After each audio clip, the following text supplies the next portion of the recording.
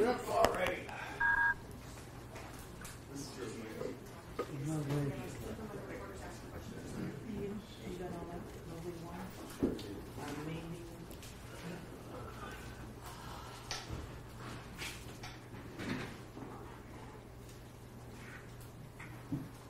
You all ready? Anytime, All right. So good morning. My name is Brian Kabateck, Brian Kabateck. I'm the managing partner of Kabateck Brown Kellner here in Los Angeles. I'm joined by Michael Burg, B-U-R-G, and David TeSelle, T-E-S-E-L-L-E, from the Burg Simpson firm in Denver, Colorado. We're here today to announce the filing of an important consumer lawsuit in California to protect California consumers. The lawsuit filed today is a class action lawsuit against the makers of 83 California-produced wines. The lawsuit is a class action case that's designed to protect consumers of the state of California. The lawsuit is over the fact that these 83 wines have high levels of arsenic contained in the wines established by the independent testing that we've conducted. These 83 wines that are being sued today represent a very small portion of the number of wine produced in California because there are thousands and thousands of producers of wine.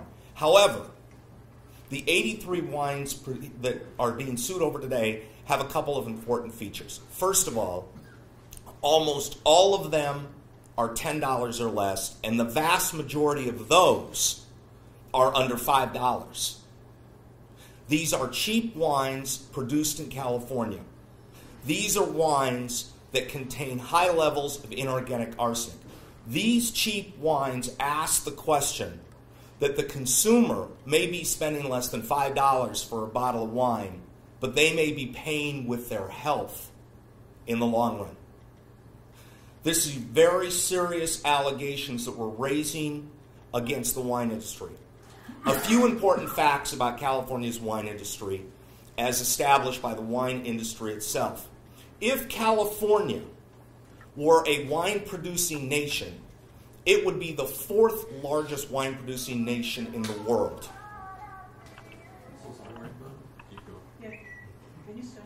I will.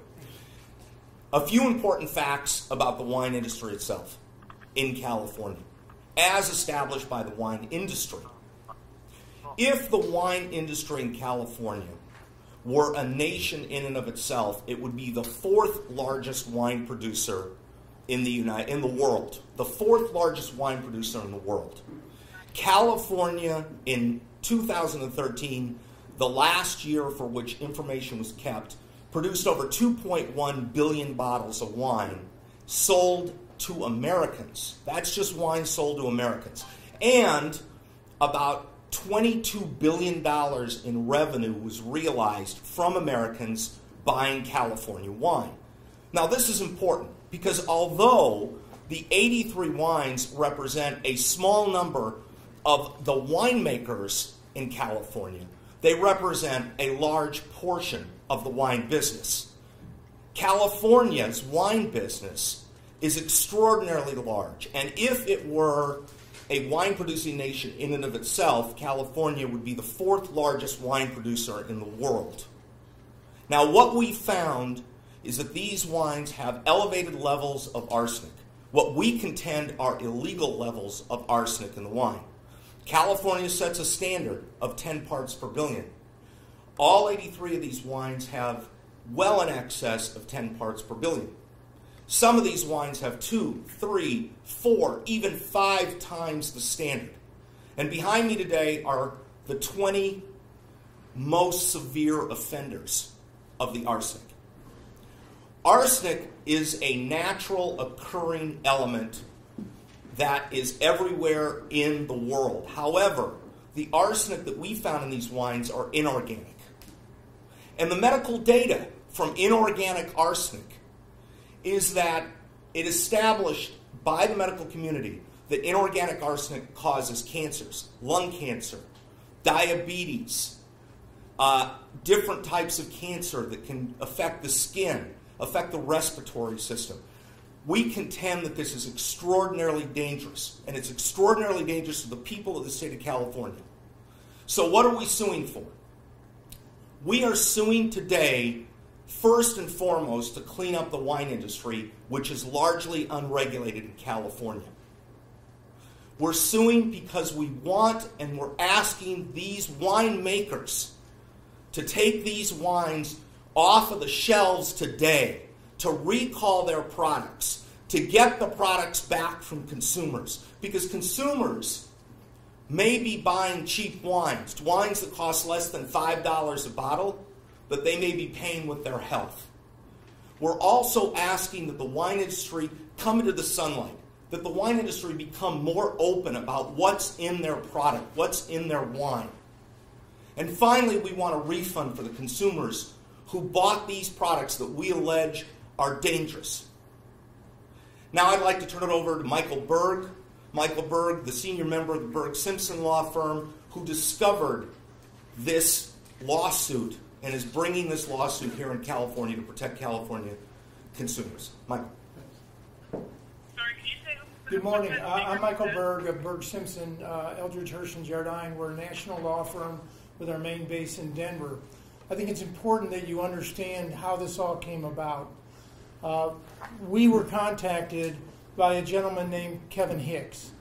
Kevin is actually worked in the wine industry for the last 15 years and began to start testing wines for the purpose of determining what was in the wines. For example, if you have a $30 bottle and you have a $10 bottle, what's the makeup of that wine, and trying to determine whether or not it is the same or similar wine. What Mr. Hicks found when he began to do his testing was that there were these large amounts of arsenic, way beyond that which is allowable in California, in New Jersey, and in the United States, in terms of what is required for drinking water, 10 parts per billion. He found that they were, in some cases, 500% more. And this really disturbed him. And in fact, he originally thought that maybe there was something wrong with his testing. And he went back and retested and retested. And then went back and calibrated to make sure the testing equipment was correct. As a result of that, he came to us in Denver. And we looked at that. And we went out and we had this retested again by another independent a testing company, well respected, and the results were the same. They're not identical because there's a margin of error, but the results were the same in terms of the number of percentage of arsenic that was in there. The second thing we did, and most of you are aware of the issues that came up in apple juice and in rice, which was how much of this arsenic is organic or inorganic. We again went to a third lab, an independent lab, to determine how much of the arsenic in these wines was inorganic, which is the most dangerous. And it creates the greatest danger for the health of consumers in the United States. And we found out the vast majority of the arsenic is inorganic based on that testing. You can see from the bottles that are here, these are some of the most widely sold wines in California. And while they represent a small percentage of the wine industry, and I must tell you, we are not here attacking the wine industry. We drink wine.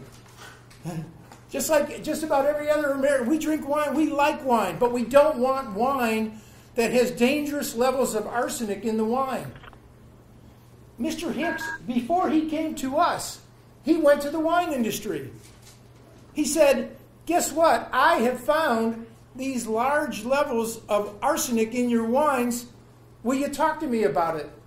And they all said, no, we have no interest in talking to you. Don't ever talk to us again.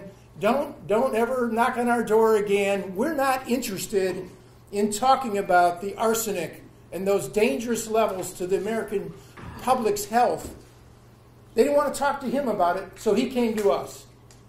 And then we came to Brian and another law firm that's involved in this, Levin Papantonio, out of Florida. And the three firms together are prosecuting this case. At this time, I'll turn it over to Dave TeSelle to talk a little bit about more of the specifics of what we found. Thank you. Good morning. My name is David TeSelle, T-E-S-E-L-L-E, also from Burg Simpson, Eldridge, Hirsch, and Jardine. What I want to talk about this morning is a little bit of the testing that was done. This is not an indictment of the entire California wine industry. This is about the vast majority of the wine industry in California does it right, keeps the arsenic levels to the acceptable maximum amount levels that are required and allowed. But this is about a limited few wineries that aren't doing it right, that are cutting corners, that are actually causing health risk to the consumers here in California. To illustrate that, I'd like to review two slides for you this morning. The first is a slide which is showing you, plotted out, the 1,306 wines that Kevin Hicks and Beverage Grades actually tested across a cross-section. Thank you. A cross-section across the entire California wine industry. As you can see from this graph, the vast majority of California wines are within that green or acceptable level of 10 parts per billion in California. Then you have a small amount, represented by the yellow and a little bit into the red, between 10 and 20 parts per billion, that those also are concerning. They're above the levels of maximum intake that are allowed. But what this lawsuit is about these wineries and these wines on the far end in the red, what I call the red flag wines, that are 20 to 200 to 300 to 400 to 500 to 600% above the maximum amount allowed for your daily intake in California.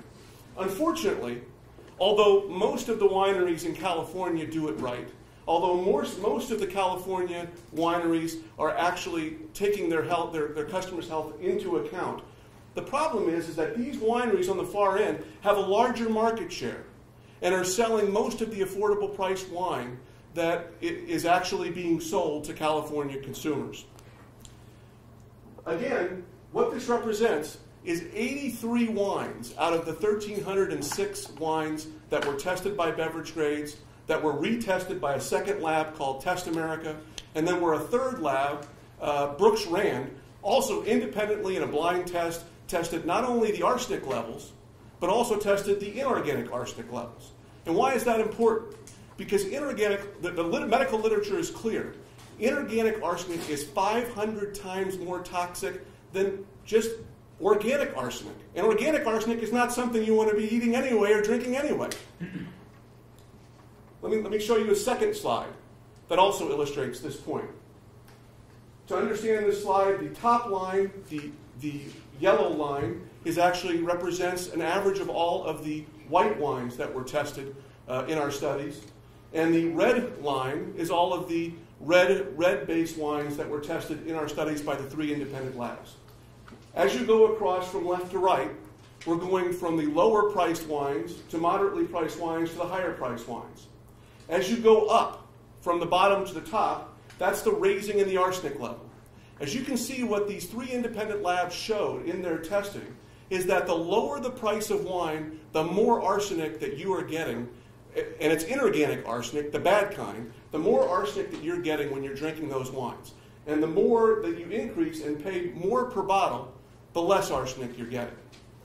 What this is about is holding these wineries who are cutting corners, who are not following the rules, who are not coming close even to the 10 parts per billion maximum standard, who are far above that standard, holding them accountable, not only to the rest of the wine industry that's trying to do it right, but to every California consumer so that they can have all the information necessary to make an informed choice about what wines they buy and what risks they take when they consume products in this state. Thank you. And we'll take questions from you in just a moment. But first, I anticipate the first question you're going to ask is, why is this happening with these wines? And I want to make clear one thing. First of all, the vast majority of wines in California are clean. They fall within the acceptable standards. Most of the wines in California don't have this problem. So why these wines? We don't know specifically why there is inorganic arsenic in these wines, but we have a couple of theories. It may be a clarifying agent that's used. It may be an agent that's used in the filtration of these very cheap wines. Or it may be the pesticides that the grape producers are using and that the winemakers are not filtering out in the winemaking process in their rush to get these cheap wines on the market. So we don't know. One more thing. Dave, Yeah, I do want to make one more point. I think you make a very good point, Brian. But as a follow-up, I think what's surprising to people is that wine is not something that's regulated like other foods and beverages that are eating by the FDA. It's not. And if you look at your label, pull out your wines that you have at home and look to see what's included. Look to see the ingredients. There aren't any. It doesn't tell you what types of chemicals, what types of products, what types of things that you're being exposed to. And in fact, what you need to do, what we all need to do, is start asking questions about what's in this wine, how is it made. And I'll tell you, a lot of the biggest violators are making wines. In the old days, it used to be fermented grapes that you put in the barrels, and you have all these romantic notions about wine.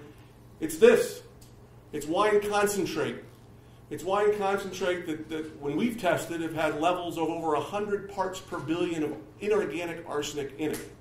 That 1,000 times more.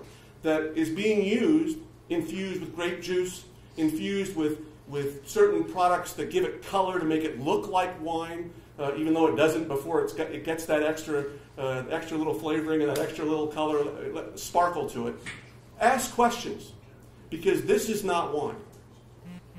So, to be perfectly clear about this, the wine industry is not regulated. There is more regulation in the caramel corn industry in the United States than in the wine industry, as surprising as that is. We are trying to bring the wine industry out into the sunshine. We are trying, in this lawsuit, to accomplish three things. First, get this recalled. Get them to take the product off the shelves today and get the product back from the consumers. Second, bring the wine industry out into the sunshine. And finally, refund the money. Now, I'm sure a question is going to be, how much is this involved? We don't know specifically, but we know Californians alone, which make up about 14% of the nation and larger wine consuming percentage, it's millions and millions and millions of dollars in this particular wine product. Let me add one thing, Brian. The real question, one of the questions we have, are they testing the wine? Do they do tests? If they're doing the tests and they're doing them properly, they know that these wines contain dangerous levels of arsenic in it. And if they don't do the tests, then they're even more reckless. Because when you see what's in these wines, it is such a health risk to the California public that they have to do something about it, and that's why we got together. And for example, we allege that this box wine by Franzia has about 500 times the acceptable, or 500% the acceptable level of arsenic. This box of Franzia wine has 500% the acceptable level of arsenic, one of the largest offenders that we found in our studies.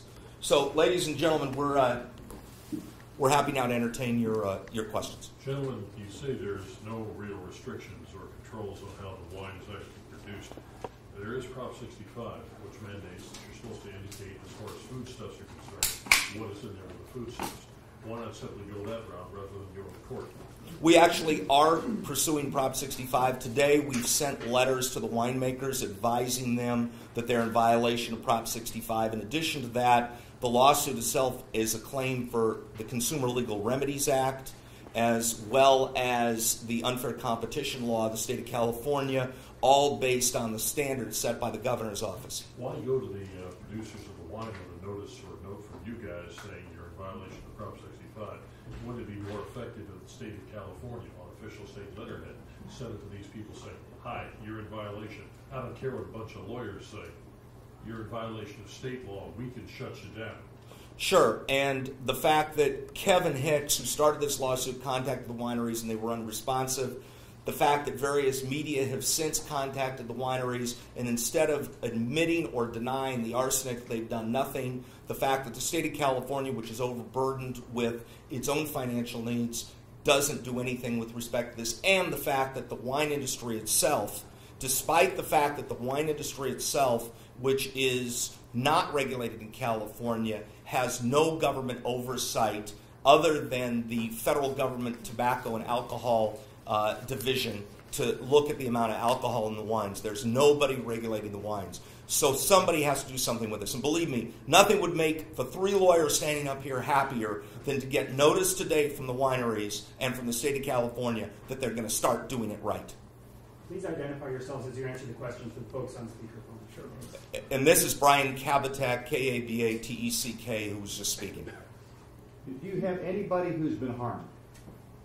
Do you have any private party who's come forward saying, I have cancer as a result of this, or I... Well, first of all, let me say that the lawsuit is not a personal injury lawsuit. We are not. No, it's a class action. I'm just But asking. no, even as a class action, we're not suing for the illnesses that arsenic creates. I'll tell you who has been harmed, though. The consumers are being harmed because they're paying for these things that are allegedly safe products for them to consume, and they're not safe. So let's start there. Number two, there are wineries that are in this price level that are doing it right. They're not putting the additional inorganic arsenic in there. And they're at a competitive disadvantage because they're doing the filtration right. They're testing it correctly. And yet they're unable to. So they've been harmed. But this is it's important that everybody understand this is not a personal injury lawsuit. But it is clear, just so you can do your research on it. We have there's studies that go back 20 years about the health hazards of inorganic arsenic and arsenic levels at these levels as to what it does cause. And this is Michael Burg of Burg Simpson. Well, why didn't you make it as a personal injury lawsuit?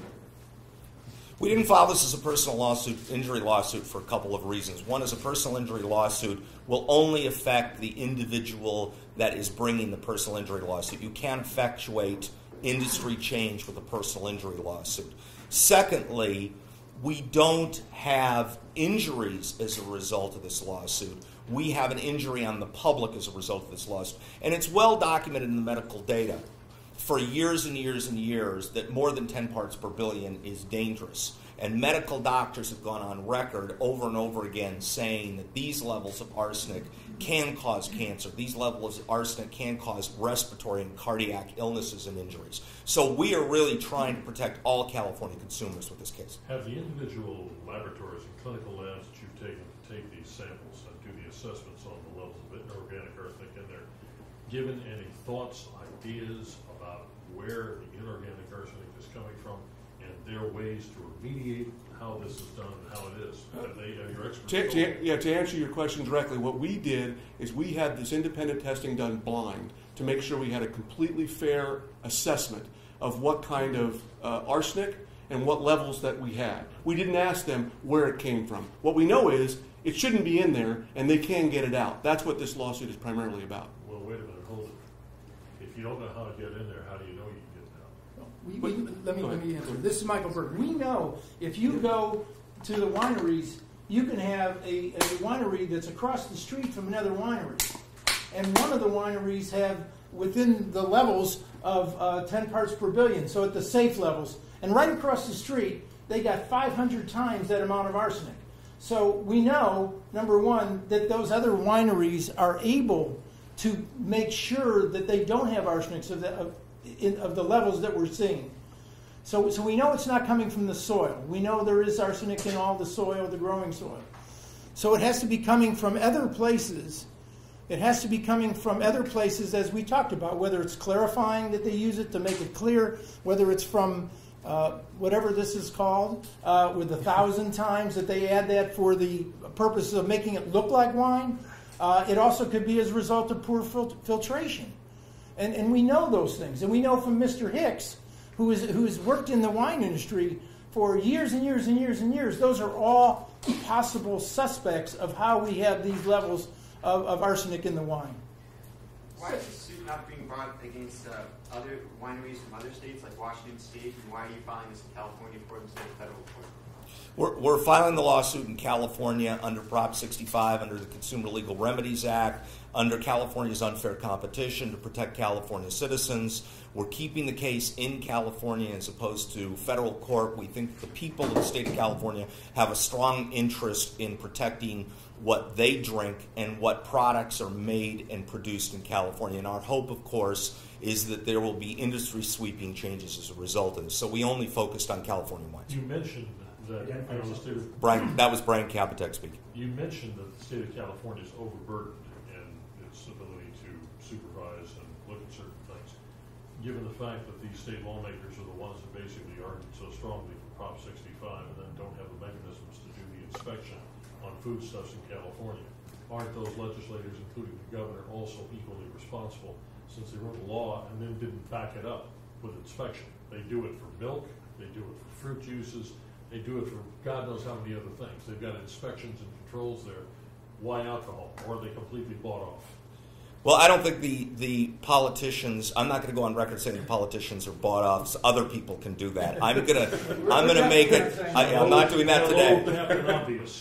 I will say that the people of the state of California passed Proposition 65. The enforcement of Proposition 65 by its terms is left to private parties and to the Attorney General, and we're certainly calling upon lawmakers as well as the wine industry to bring the wine industry into the sunlight. I will say, however, that the ultimate responsible party for this is the winemakers, not the lawmakers. Is Kamala Harris going to be helping you on this one? We certainly are reaching out to Kamala and hoping that she steps up and works with us. Brian, who paid for these studies, and whose doors Charles Alvin Jones, Jason? Who are these? So the class representatives in this case are concerned citizens who heard about our studies and came forward and were willing to be the representatives of the case. The studies were paid for by the lawyers through independent testing. Actually, and this is Brian Kabateck. Yeah, Mike Burg. Actually, the first studies that were done by Kevin Hicks, he paid for them himself out of his own pocket.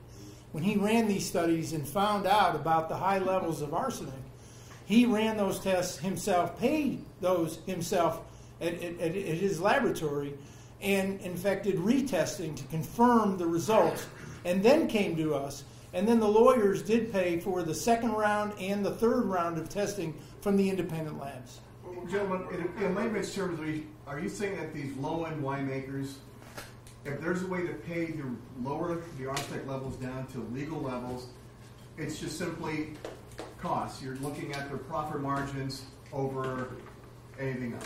I think that's exactly right. I think there are ways that you can actually limit the amount of arsenic. I think one of the questions that I hear is, where is this arsenic coming from? Why is it in some wines and why is it not? While we don't know for each specific wine why it's getting into each specific wine, we do have published studies that show that it comes from the grapes and the pesticides that are used to do it when it's raised more cheaply. We have published studies that show that it comes from not using the proper equipment when you're actually making the wine. We have published studies that show that when you don't actually go through the proper filtering process, when you cut corners in filtering, that it actually causes the problems. And we have studies that show when it's used or added in for other purposes, that also is a cause. So to go to an earlier question, I just wanted to say, while our experts didn't test it, there have been studies that are out there that are published that go into all these different reasons for how this happens.